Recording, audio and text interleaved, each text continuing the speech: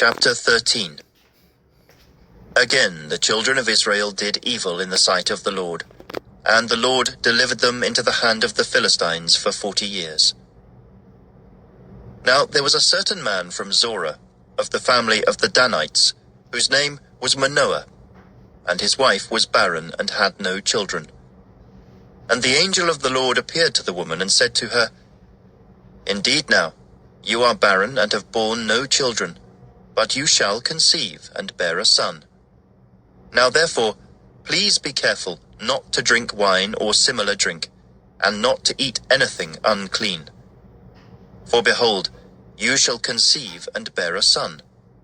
And no razor shall come upon his head, for the child shall be a Nazarite to God from the womb, and he shall begin to deliver Israel out of the hand of the Philistines.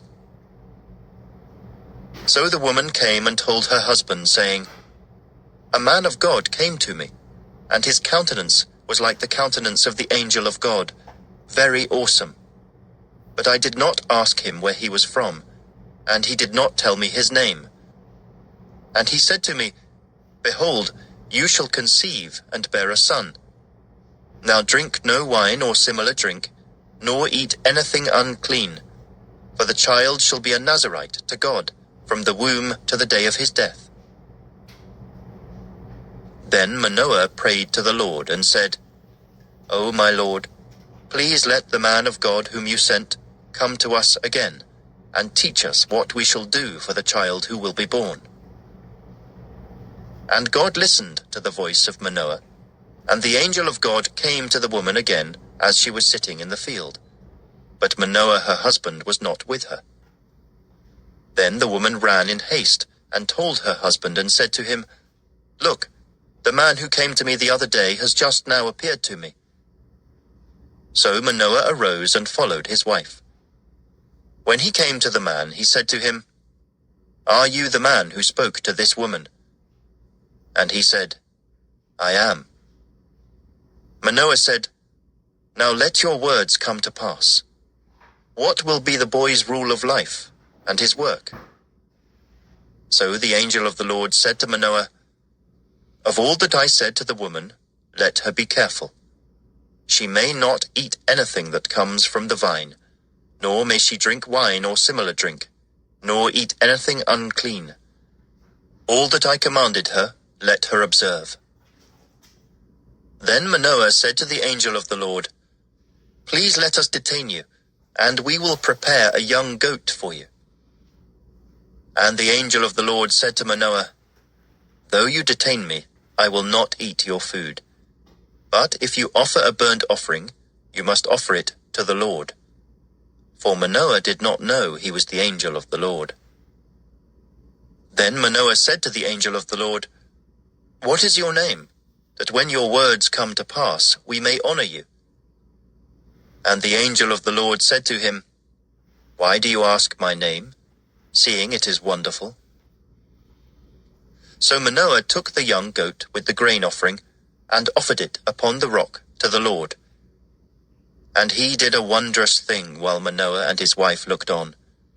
It happened as the flame went up toward heaven from the altar, the angel of the Lord ascended in the flame of the altar. When Manoah and his wife saw this, they fell on their faces to the ground. When the angel of the Lord appeared no more to Manoah and his wife, then Manoah knew that he was the angel of the Lord. And Manoah said to his wife, We shall surely die, because we have seen God. But his wife said to him, If the Lord had desired to kill us, he would not have accepted a burnt offering and a grain offering from our hands, nor would he have shown us all these things, nor would he have told us such things as these at this time. So the woman bore a son, and called his name Samson. And the child grew, and the Lord blessed him. And the Spirit of the Lord began to move upon him at Mahaneh-dan, between Zorah and Eshtaol. Chapter 14. Now Samson went down to Timnah, and saw a woman in Timnah of the daughters of the Philistines. So he went up and told his father and mother, saying, I have seen a woman in Timnah of the daughters of the Philistines. Now therefore get her for me as a wife. Then his father and mother said to him, Is there no woman among the daughters of your brethren, or among all my people, that you must go and get a wife from the uncircumcised Philistines? And Samson said to his father, Get her for me, for she pleases me well. But his father and mother did not know that it was of the Lord, that he was seeking an occasion to move against the Philistines. For at that time the Philistines had dominion over Israel. So Samson went down to Timnah with his father and mother, and came to the vineyards of Timnah. Now to his surprise, a young lion came roaring against him. And the Spirit of the Lord came mightily upon him, and he tore the lion apart, as one would have torn apart a young goat, though he had nothing in his hand. But he did not tell his father or his mother what he had done. Then he went down and talked with the woman, and she pleased Samson well. After some time, when he returned to get her, he turned aside to see the carcass of the lion. And behold, a swarm of bees and honey were in the carcass of the lion. He took some of it in his hands and went along, eating. When he came to his father and mother, he gave some to them, and they also ate. But he did not tell them that he had taken the honey out of the carcass of the lion. So his father went down to the woman, and Samson gave a feast there, for young men used to do so. And it happened, when they saw him, that they brought 30 companions to be with him. Then Samson said to them, Let me pose a riddle to you. If you can correctly solve and explain it to me within the 7 days of the feast, then I will give you 30 linen garments and 30 changes of clothing. But if you cannot explain it to me, then you shall give me 30 linen garments and 30 changes of clothing. And they said to him, Pose your riddle, that we may hear it. So he said to them, Out of the eater came something to eat, and out of the strong came something sweet. Now for 3 days they could not explain the riddle. But it came to pass on the 7th day that they said to Samson's wife, Entice your husband, that he may explain the riddle to us, or else we will burn you and your father's house with fire. Have you invited us in order to take what is ours? Is that not so? Then Samson's wife wept on him and said, You only hate me. You do not love me. You have posed a riddle to the sons of my people, but you have not explained it to me. And he said to her, Look, I have not explained it to my father or my mother, so should I explain it to you? Now she had wept on him the 7 days while their feast lasted, and it happened on the 7th day that he told her, because she pressed him so much.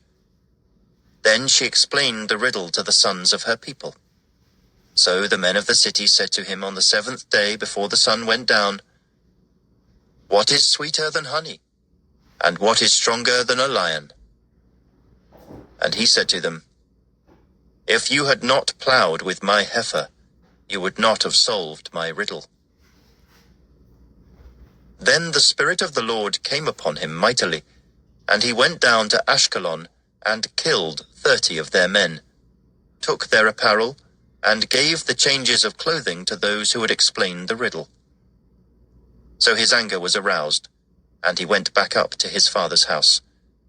And Samson's wife was given to his companion, who had been his best man. Chapter 15. After a while, in the time of wheat harvest, it happened that Samson visited his wife with a young goat. And he said, Let me go into my wife, into her room. But her father would not permit him to go in. Her father said, I really thought that you thoroughly hated her. Therefore I gave her to your companion. Is not her younger sister better than she? Please take her instead."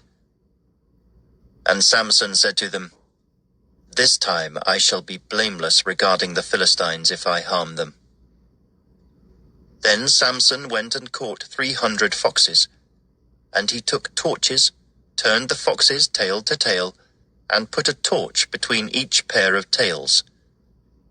When he had set the torches on fire, he let the foxes go into the standing grain of the Philistines, and burned up both the shocks and the standing grain, as well as the vineyards and olive groves.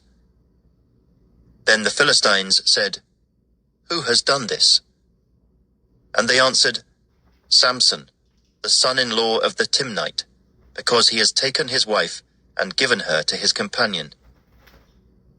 So the Philistines came up and burned her and her father with fire.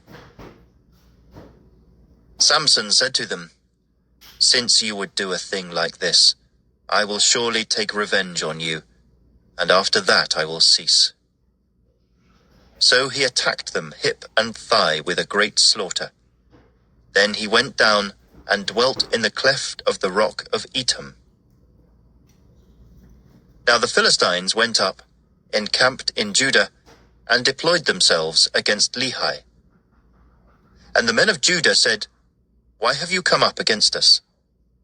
So they answered, "We have come up to arrest Samson, to do to him as he has done to us." Then 3,000 men of Judah went down to the cleft of the rock of Etam, and said to Samson, "Do you not know that the Philistines rule over us? What is this you have done to us?" And he said to them, "As they did to me, so I have done to them." But they said to him, "We have come down to arrest you, that we may deliver you into the hands of the Philistines." Then Samson said to them, "Swear to me that you will not kill me yourselves." So they spoke to him, saying, "No, but we will tie you securely and deliver you into their hand, but we will surely not kill you." And they bound him with 2 new ropes and brought him up from the rock. When he came to Lehi, the Philistines came shouting against him. Then the Spirit of the Lord came mightily upon him, and the ropes that were on his arms became like flax that is burned with fire, and his bonds broke loose from his hands. He found a fresh jawbone of a donkey, reached out his hand and took it, and killed 1,000 men with it. Then Samson said, "With the jawbone of a donkey, heaps upon heaps, with the jawbone of a donkey, I have slain 1,000 men." And so it was, when he had finished speaking, that he threw the jawbone from his hand, and called that place Ramoth Lehi. Then he became very thirsty, so he cried out to the Lord and said, "You have given this great deliverance by the hand of your servant, and now shall I die of thirst and fall into the hand of the uncircumcised?" So God split the hollow place that is in Lehi, and water came out, and he drank, and his spirit returned, and he revived. Therefore he called its name En-Hakkore, which is in Lehi to this day. And he judged Israel 20 years in the days of the Philistines. Chapter 16. Now Samson went to Gaza, and saw a harlot there, and went in to her. When the Gazites were told, "Samson has come here," they surrounded the place, and lay in wait for him all night at the gate of the city. They were quiet all night, saying, "In the morning, when it is daylight, we will kill him." And Samson lay low till midnight. Then he arose at midnight, took hold of the doors of the gate of the city, and the 2 gateposts, pulled them up, bar and all, put them on his shoulders, and carried them to the top of the hill that faces Hebron. Afterward, it happened that he loved a woman in the valley of Sorek, whose name was Delilah.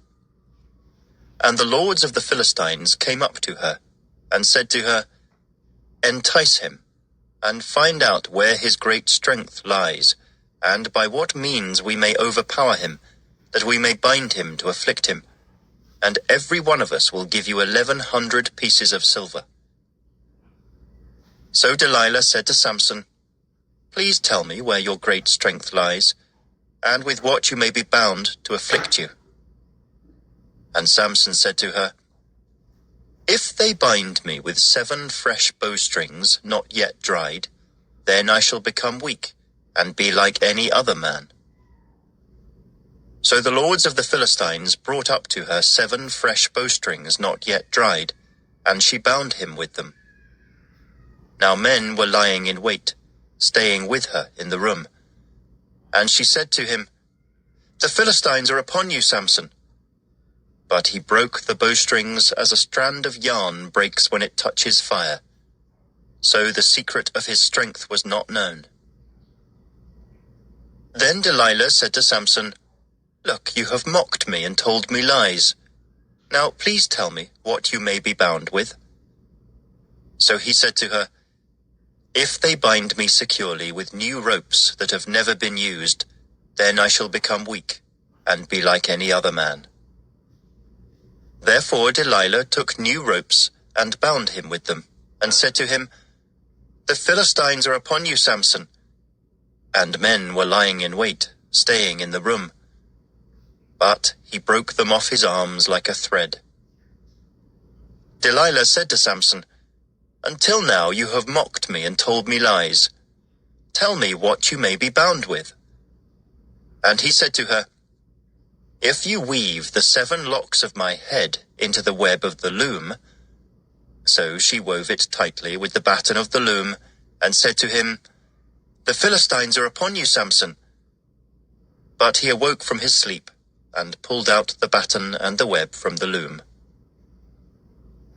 Then she said to him, "How can you say, 'I love you,' when your heart is not with me? You have mocked me these 3 times, and have not told me where your great strength lies."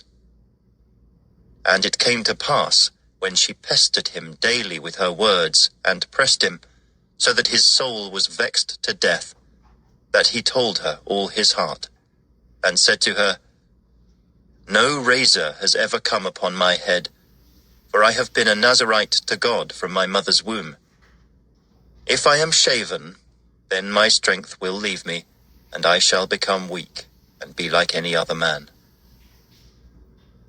When Delilah saw that he had told her all his heart, she sent and called for the lords of the Philistines, saying, "Come up once more, for he has told me all his heart." So the lords of the Philistines came up to her, and brought the money in their hand. Then she lulled him to sleep on her knees, and called for a man, and had him shave off the 7 locks of his head. Then she began to torment him, and his strength left him.